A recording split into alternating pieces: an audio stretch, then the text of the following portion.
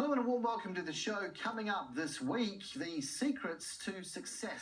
While the government continues its push for more jobs in rural parts of the country, some career experts are now warning a tree change can sometimes hinder your career opportunities. Well, this raises the question, is it possible to have a strong career if indeed you do move to the country, and which industries specifically should actually avoid it?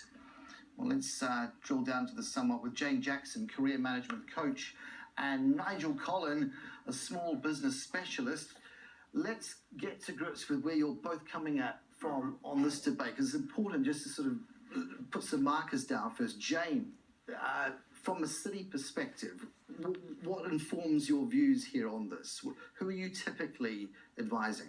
A lot of my clients actually are remote, and even though I'm based in the city and I have a fair number of clients within Sydney as a city, I have so many clients that are remote, and I've structured my business in such that I work via Skype, via Zoom, via GoToWebinar, and it works very, very well. And it doesn't actually matter where anyone is based anymore. I have some clients who actually have gone to remote areas, have thought, what can I do? And they're not sure of, whether their employment prospects, but they can structure their business so that they can work virtually very easily. Nigel, are you quite as sanguine about that? Because you've made the shift yourself. To explain how that came about and what came up sort of early on in the piece to challenge that. Yeah, so I grew up and lived in Sydney for many years, established my business here, and then made the bold move 2 years ago to head up the mid-north coast. So at first there was a bit of trepidation. However, my business has actually grown from strength to strength since I've left. And most of my clients are, 50 city-based, and I also have a lot of regional clients. But surprisingly, not in New South Wales. So Victoria, I work a lot with leadership in Victoria, and so my business has actually gone from strength to strength. I actually, listening to the introduction, I'm not sure if it's an industry issue. I think it's more of a demographic and age issue. I think as a remote worker, industry is probably, remotely you can work any industry. I think it's, especially with the government talking, I actually think you've got to talk to the right people about a tree change and a career shift. Because if you're young, it's probably not going to work for you. Because this week we've had debates about energy security, about even maybe special zones, by which I'm referring here to South Australia, that could even carve out a niche and a special offering, which could act as a magnet, you could argue. So to your point, areas that haven't necessarily been a magnet for the young demographic find other attractive reasons to actually morph into that. I mean, are we seeing that might be a possibility, Jane? Definitely. How are you to be quite honest, people can go anywhere to work these days, because as long as you leverage technology and you've already built a strong reputation in your field, I think if you start working remotely from a very young age, straight from high school or straight from university, you haven't built your reputation yet. But once you've got a solid reputation, if you decide to make the tree change or sea change, as you've done, then you can leverage that reputation, make sure you still stay front of mind and very relevant in your chosen career. Nigel, you're pretty scathing, even to Jane's point about the Skype and the connectivity. We've heard horror stories. Yeah. And I know they always make the headlines, but what's been your direct experience? Look, I think if you're going to attract population, if you're going to relieve the housing crisis in the city by trying to get workers to Armidale, Tamworth, wherever it is, you've got to make sure you've got the infrastructure. And to be really blunt about it, in regional areas, the infrastructure I'm not sure about your experience, but mine is not good. We've been bequeathed NBN satellite Sky Muster, which works, but it costs more. And you're limited in download to about 50 gig a month. Now, what business working remotely can adequately, I run about 300 gig. So, I think, and it'll get resolved, but I think it's a huge issue, because as a remote worker, the first thing that comes to mind is, can I be connected? And am I going to have issues with that connectivity? And if I am, it's safer to stay in the city. To that end, also, you have the advantage, Jane, of just simply the FaceTime. I mean, we like to think that that's just a mouse click away. One's image comes up. But if it's grainy, if it's buffering, clients have a short shrift with that, don't they? I mean, how many people are really going to stick with you? I mean, do you find that even there's particularly with city types, there's just, get it right the first time or don't waste my time? Oh, without a doubt. But even in the city, your internet connection can be a little bit dodgy at times. So I've found that. And I find when I'm working with clients who are, say, in Singapore or the US, their connection's better than mine at times. So if you're a remote worker, you really need to make sure that you do have very strong internet connection. Roll on the NBN. We really need that everywhere. And recently, a statistic with ABS, when it was to do with people's employment in remote areas, there are 79% of the remote workers have got internet connection, good internet connection, but the rest don't. Whereas in the cities, it's 88% have got good internet connection. So obviously, it's a lot easier, but we need to improve the infrastructure and connectivity. Go beyond internet though, because there are whole other kind of practicalities as well. What are you finding that you said you built the business out, so you've now got a regional cohort that hadn't arguably existed before. Are you tailoring the product in any different way to those clients versus the urban ones? Absolutely, and I think that's just the normal evolution of a business in any case. But regional clients or regional people definitely have different needs. They've got different markets, so you do have to address those needs and markets differently than you would city clients. What's interesting though, and a big upside I think in regional, especially in Victoria, there's the VRCLP, which is the Victorian Regional Community Leadership Program. So being a small business or regional business, you can actually go and get really, really good training specifically designed for your regional area to help you out. So there is a lot of support in regional areas, which we tend not to hear about. Is that nationwide? That's state specific, but I mean, can we say that that's available beyond Victoria? I focus more on New South Wales with regard to the remote workers. And a similar kind of arrangement there for... Yeah, there are a lot of programs that are assisting remote workers now, and more businesses themselves. For example, a recent Flex Jobs survey has found that companies such as SAP, Allergan, Shutterstock, they really encourage remote workers, and globally, companies like Apple, IBM, Xerox, American Express, they also are very inclusive of remote workers, so they can help them very much to make that work for them. Where doesn't it work, Jane? What are the areas where you might have the view that it's directly transferable to be absent, but actually, in fact, it can all just splutter and prove thoroughly unsuccessful? What industries have you been most challenged by? There are no specific industries where it doesn't work. Where it doesn't work is the attitude of the individual and the team and perhaps even the manager itself.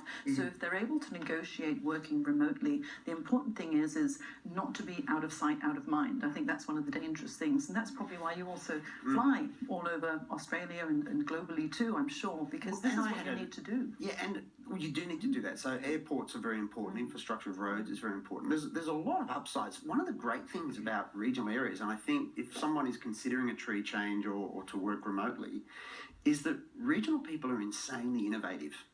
In what sort of ways? Well, scarcity breeds inventiveness. So when, for example, and let's take it to an extreme, if you're out in the middle of the Northern Territory, outback, somewhere like Daly Waters or Katherine or even Alice Springs, where you don't have endless resources, money is a bit tight,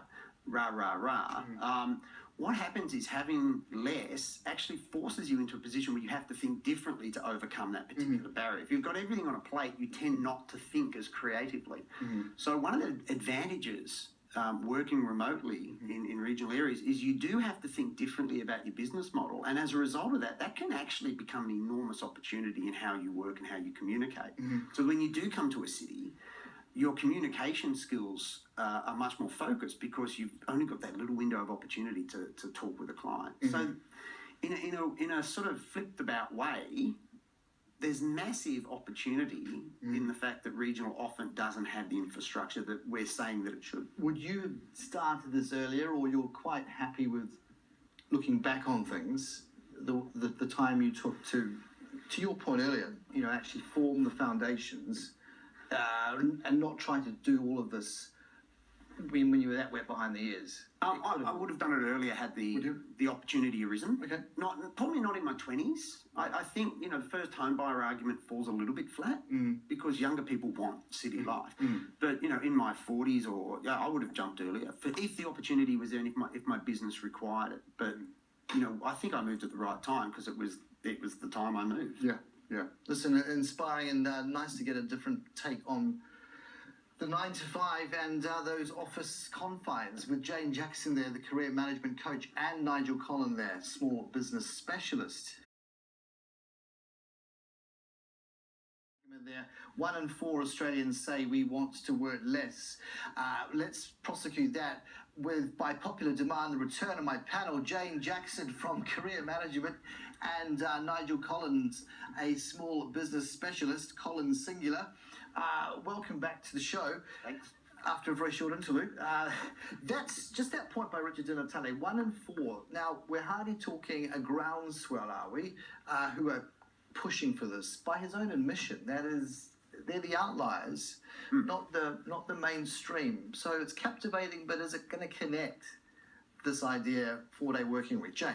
I think a 4-day work week is a brilliant idea, mainly because very close to home, my daughter, who's in London and working, she's leading her department, and they came to a consensus that they all would be more productive if they had a 4-day work week. They've implemented at her business, right, and it works phenomenally well. What they do is they work very, very hard during those 4 days. They do work slightly longer hours as a result, but the benefit of having one rostered day off every week is such a motivator for them. Well, it's inspiring to hear that. The other point that was made in that National Press Club address was that it would reduce the cost of childcare, which is a vexed issue. But we know that these childcare plans that you put on, that they've pretty much got no wriggle room, do they? I mean, if you're away for anything, sorry, your bills. Do you really see the flexibility is opening up in the broader community on these things? Because it really needs buy-in from everyone, not just. I think you've really hit a good point. I think the sell on this is harder than the actuality of it, because I'm all for a 4-day week, and there's a lot of evidence, whether it be neuroscience or workplace productivity, that if people focus for smaller periods of time, they're actually more productive. Right. But it's a hard sell. And getting back to the childcare issue, that's the most expensive education you'll ever put your kids through. And when it is inflexible, it starts to get the beads of sweat going. So I think we're at the beginning of a very long conversation, perhaps. But I think it's a good one. Where do we look to for best practice? I mean, you talked about some examples, ad hoc ones floating around there beyond borders, but, in fairness, does it all start and finish in one particular marketplace where they've got this down pat, that we need to explore more? What is it? Where is it? I think in order for it to work, really, you've got to address the issue, especially for working mothers, of having affordable childcare. And that's been a debate for so long. It's very, very difficult and very challenging to be able to ensure that prices can be reduced, or maybe have government subsidies so that we do have affordable childcare and mums can go back to work without the guilt. As well. So that's one issue to consider. Do we see it being compelling to sort of bring in some of the the changes this brings about in communities, if indeed it does? Do we believe that this has a fundamental shift trigger? Potentially, absolutely. Right. Absolutely. And getting back to the point of, what's the benchmark? I actually think we should go out into the environment and look at the entrepreneurial companies and the small businesses who are actually already running similar programs, maybe not 4-day weeks, but maybe they're doing 4.5, or they're doing 6-day days or 6-hour days. But I think once we start to look at case studies of this actually working on the ground within communities, then the buy-in will start to get higher and better, and people will be less reluctant and less scared to adopt it. On the other side of the argument, it's a bit like shift work that runs across more than even, say, 5 days. But there is that argument that the longer you're doing something, the more your body is in a rhythm. The shorter, by contrast, perhaps the more disruptive it can be. Now, if we're pulling back from what we're so used to, is that running the risk of actually being counterproductive? to that extent? Well, from studies that I've read, we can actually be very, very productive in 90-minute segments, and then we need to take a break, because if you're going to be working long and hard without enough breaks, your body just isn't able to handle that. And certainly even for myself, I don't know about you as well. On the plane, I was reading a book about this. Your frontal cortex, which does all the thinking, uses 25% of your brain's energy, and it runs out of energy really quickly, and you actually then need to recharge it. So neurologically, and I'm not a neuroscientist, but there's evidence that we need breaks to be more productive. Right, okay. Well, I mean, as you say, the case needs to be made, and needs to be made, though, with kind of more than just isolated fringe support. This needs kind of the mainstream buy-in to get off and away, potentially. Jane Jackson from Career Management Coach, and Nigel Collin, Small Business Specialist. Thanks again to the two of you, and thanks indeed to you for your company. We look forward to seeing you in 7 days' time.